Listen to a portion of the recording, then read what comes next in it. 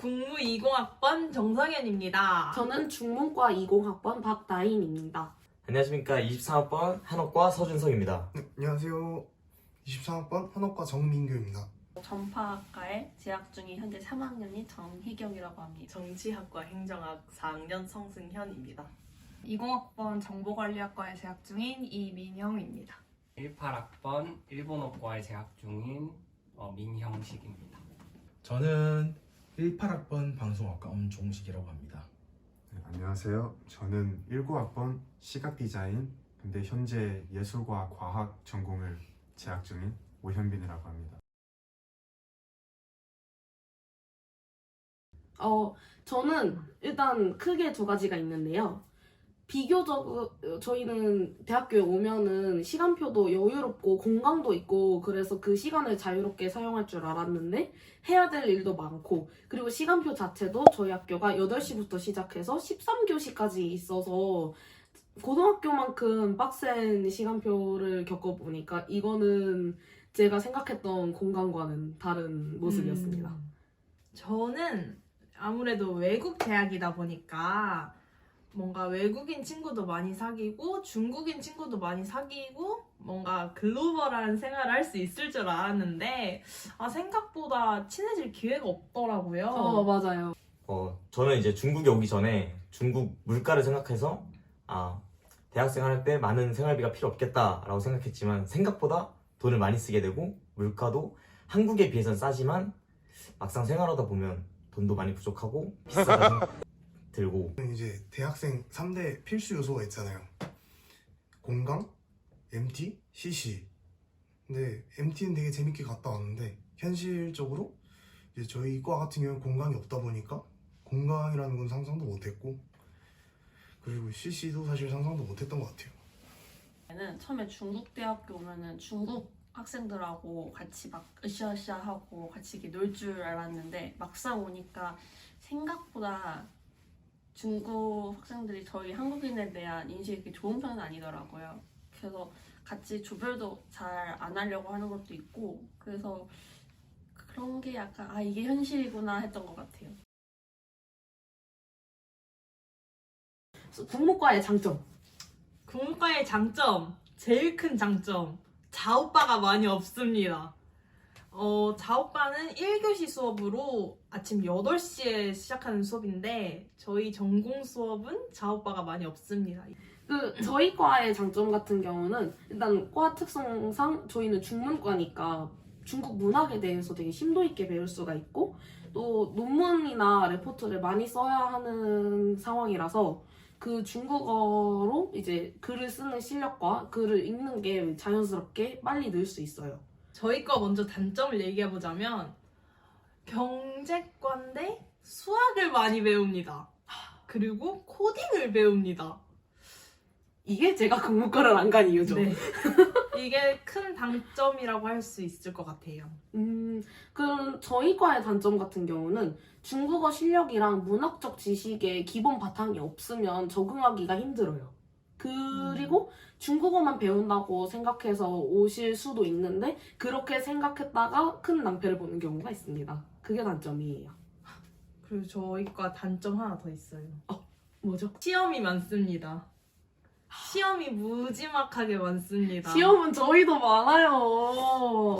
한옥과의 장점은 중국어를 더 자세하게 배울 수 있고 이제 수강 신청을 할 때 필수 과목은 시간표가 정해져 있어서 수강 신청에 대한 스트레스가 없는 것 같습니다. 일단은 다른 과에 비해서 약간 졸업이 조금 쉬운 것도 장점이고 커리큘럼을 다 짜서 주니까 학교에서 그냥 학교에서 시키는 대로만 하면 졸업까지 좀 크게 문제 없다는 점이 장점인 것 같아요. 그리고 단점 같은 경우에는 이제 모든 반 구성원이 외국인으로 돼 있다 보니까 생각보다 중국 친구를 사귈 수 있는 기회가 많이 없어요. 저한테 단점은 공강이 없어요. 저희 과 같은 경우에는 이제 전파학과가 방송, 광고, 과어나 이렇게 세 개로 나눠져 있는데 저희 과 특성상 저희는 이제 마케팅 보고서를 쓰거든요. 그러다 보니까 아무래도 졸업하고 나서 바로 실무 같은 거에 적용할 수 있는 그런 걸 많이 배우는 편이어가지고 그게 아무래도 큰 장점인 것 같고 단점이라고 하면은 그런 보고서 쓰는 거를 알려주진 않아요. 수업 시간에 알려주지 않고 바로 이제 1학년 전공 수업이 시작하면은 바로 보고서를 쓰다 보니까 그런 면에서는 그냥 혼자 열심히 찾아가지고 독학해야 된다? 그런 게 아무래도 좀 힘든 것 같아요. 학과 커리큘럼이나 수업 같은 게 이제 중국 사상을 위주로 진행되는 경우들이 좀 많아요. 뭐 예를 들어 저희가 이제 중국 헌법학이나 행정법이나 법리학 같은 거를 이제 배우거든요. 뭐 그런 부분은 조금 단점이라고 생각을 합니다. 저희 과는 사실 빅데이터를 주로 공부하는 학과예요. 그래서 전자상업이나 아니면 빅데이터 시장, 시뮬레이터 약간 이런 되게 최근에 엄청 핫했던 그런 기술들을 다 배울 수 있어서 제가 생각하기에는 취직에 좀 유리하다? 그리고 또 그런 분야에 관심이 많으신 분들은 되게 다양하게 공부를 해볼 수 있어서 좋기는 한데 저희는 수업이 어떤 식으로 진행되냐면 새로운 수업을 시작하면 그 수업에 맞는 프로그램을 새로 깔아서 또 그 프로그램을 익히는 걸로 진행이 되기 때문에 매 학기마다 새로운 프로그램을 계속 깔아서 어떤 프로그램에 흥미가 생겼다고 해서 그 프로그램을 깊숙하게 공부할 수는 없는 것 같아요. 한 학기 동안. 그래서 만약에 흥미가 생기면 따로 포트폴리오를 만들거나 하는 게 좋은 방법인 것 같아요. 일본어 잘하면은 장땡. 대학교에 오셔서 한 가지는 무조건 배울 수 있다. 일본어 한 가지는 뭐 마스터까지는 아니더라도 그래도 잘하게 될 수 있다 정도인 것 같아요. 장점을 먼저 말씀드리면은 수업이 대체적으로 재미가 있습니다. 물론 이론 빼고 이론은 어딜 가도 재미가 없을 거예요. 근데 이론을 바탕으로 만들어진 과제를 할 때 정말 재미있어요. 특히 이제 저희 전공의 경우에는 영상을 만들어서 하는 경우가 많거든요. 그러다 보니까 조별 과제를 많이 받아요. 한 70% 정도는 조별 과제가 돼 있고 이제 25%는 논문을 쓰고 나머지 한 5% 정도에서 시험을 치는데 그러다 보니까 뭔가를 제작을 한다라는 거에서 굉장히 재미가 있고 내가 힘들게 만들어낸 결과물을 볼 때 특히나 영상을 만들다 보니까 되게 직관적으로 보이거든요. 내가 만든 게 어땠는지에 대해서 그게 잘 만들어졌을 때 그런 성취감도 굉장히 좋습니다. 대신에 단점이라고 하면은 아까 말씀드렸다시피 조별 과제를 대부분 한다 했잖아요. 그러다 보니까 별의별 친구들을 많이 만나요.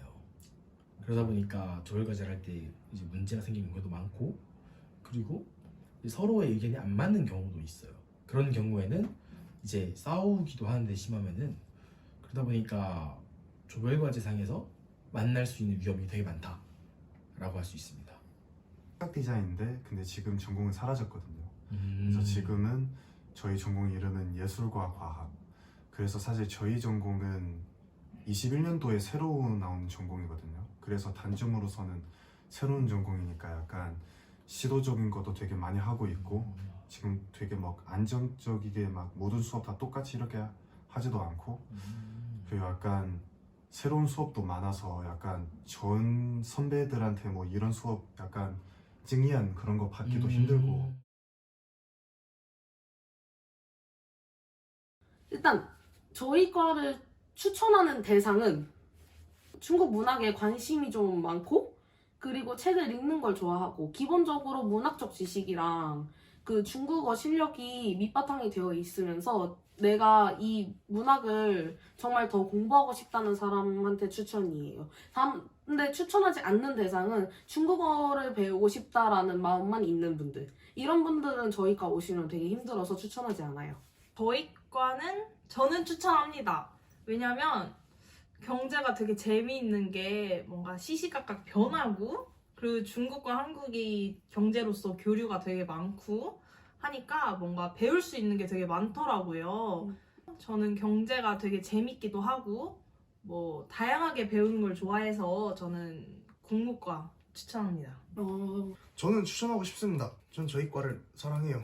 되게 졸업도 솔직히 말해서 그냥 시키는 대로 그냥 하라는 대로만 하면 졸업도 어느 정도 쉬운 것 같고 그리고 저희 학과 선배님들도 되게 다성다감하셔서 선생님들도 그러고 되게 학교 생활이 좀 즐겁습니다. 전체적으로다가 대학생활 방면에서 보면 굉장히 쉽고 그러고 즐겁게 대학생활을 할 수 있고 시험이나 조별 활동이 없어가지고 그런 조별 과제에 대한 스트레스가 없는 것 같아요.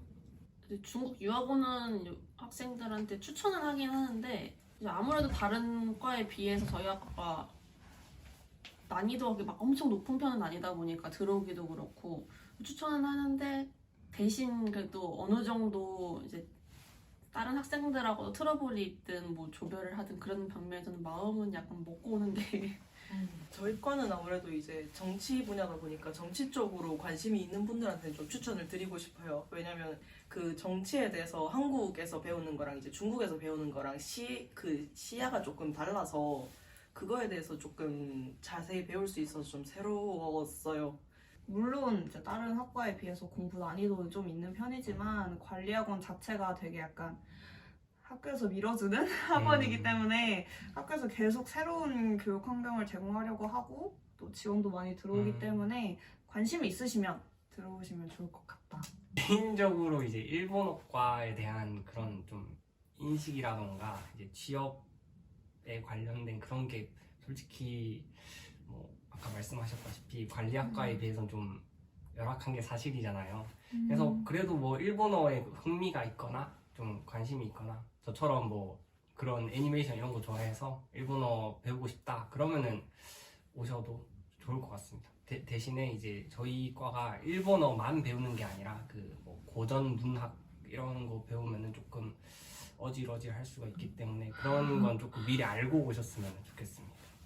이제 저희 학과를 추천을 하고 싶느냐라고 하면은 이제 조금 조건이 걸립니다.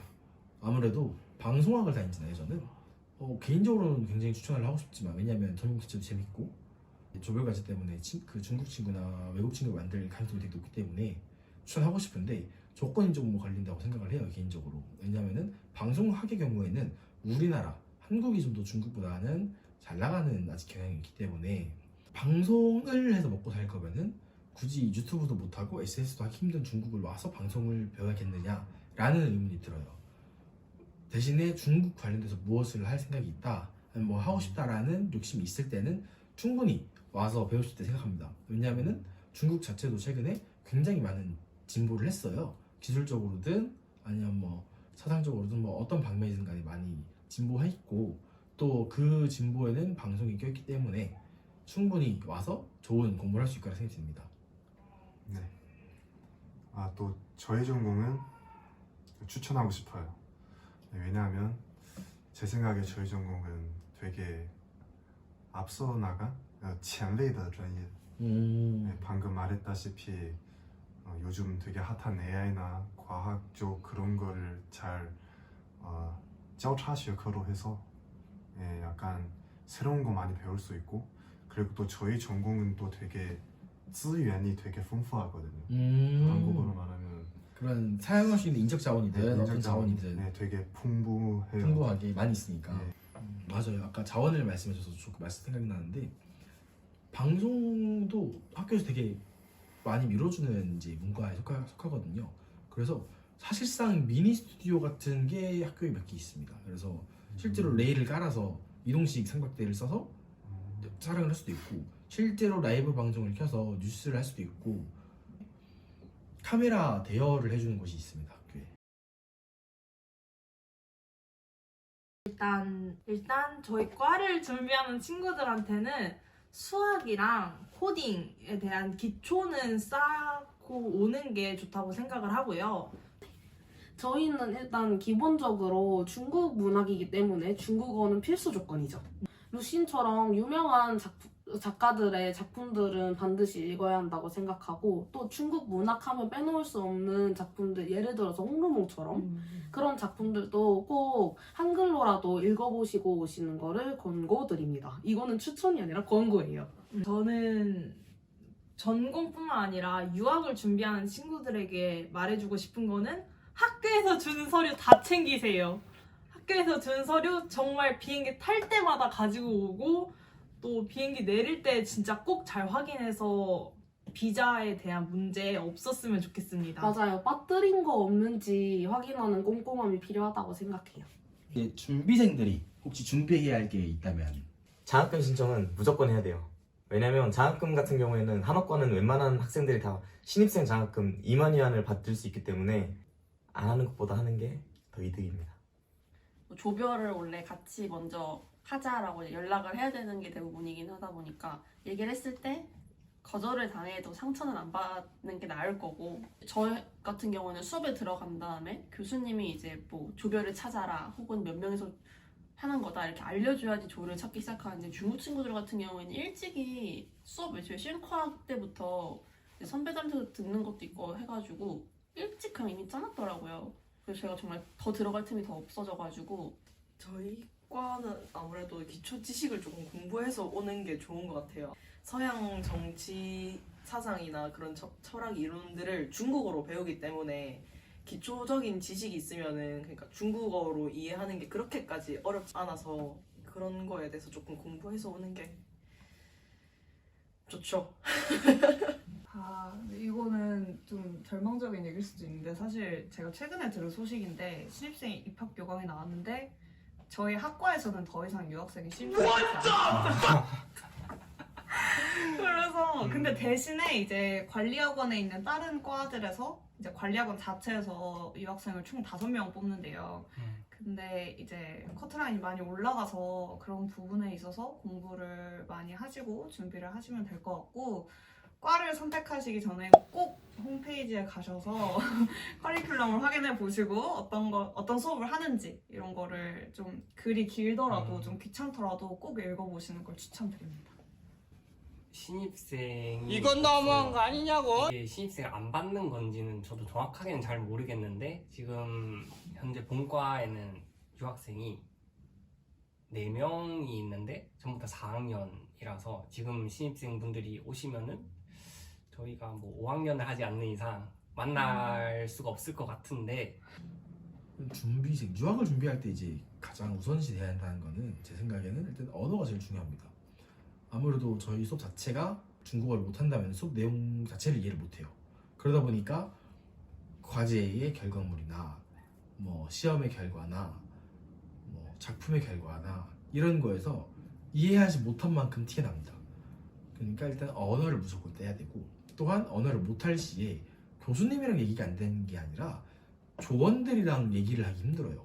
그러면 서로 의사소통이 안 되니까 사람들도 열심히 못하게 되고 능률이 떨어지는 거죠, 전체적으로. 그리고 우리 생활 자체에도 언어는 필요하니까. 그렇기 때문에 일단 언어가 제일 중요하다. 그래서 최소한 HSK 5급 정도는 따는 실력이 돼야 그래도 어느 정도 수업을 이해할 수 있다라고 이해하시면 편합니다. 그래서 HSK 5급을 일단 목표로 공부를 하시고, 뭐 전 과목 6주점 이상을 받는다라는 목표를 설정하시면 도움이 많이 될 거라고 생각이 들어요. 네, 저도 약간 언어에 대한 되게 공감해요. 여기 와서 되게 많이 아쉬웠던 점이, 또 중국 대학생, 아니 중국 대학 특이 약간 중국 애들은 중국 애들끼리 놀고 약간 나라별끼리, 한국인들은 한국인들끼리만 하고, 네, 또 그게 사실 제일 큰 문제가 언어죠. 그래서 뭐 유학 왔었으면, 특별히 또 중국 왔었으면 약간 그래도 중국어 좀 많이 배워서 약간 여기 있는 문화나 친구도 많이 사귀고 그렇게 좋지 않을까 싶죠. 네. 저희 과 교수님들이 시험이나 과제를 이제 매번 비슷하거나 똑같이 출제를 해주세요. 그래서 이제 족보가 있는 선배님들을 친해지는 게 좋지 않을까, 그런 꿀팁을 드립니다. 저희 과 같은 경우는 꿀팁이라면은 문학사가 요약되어 있는 문서들을 검색하면 찾을 수가 있는데, 그거로 흐름을 파악하고 문학 기본적인 요소를 한번 읽어보시는 게 꿀팁이라고 생각해요. 나 중국에서 몇 년 유학하고 왔으니까 쉬우니까 나 공부 안 해도 돼. 뭐 단어 그냥 다 쉬우니까 안 해도 될 거야 라고 생각하시면 큰 오산입니다. 생각보다 말하는 거의 이제 말하기보다 어법이나 이런 걸 배우면서 많이 어려운 부분이 꽤 있어요. 그래가지고 그 부분에서는 이제 열심히 해야 되고 수업도 잘 나와야죠. 그럼 1학년 때부터 이미 좀 학점을 좀 차곡차곡 쌓아 놓으면 이제 노후에 좀 한숨 덜어놓지 않을까 싶더라고요. 근데 제가 그걸 안 해가지고 좀 굉장히 후회하고 있습니다.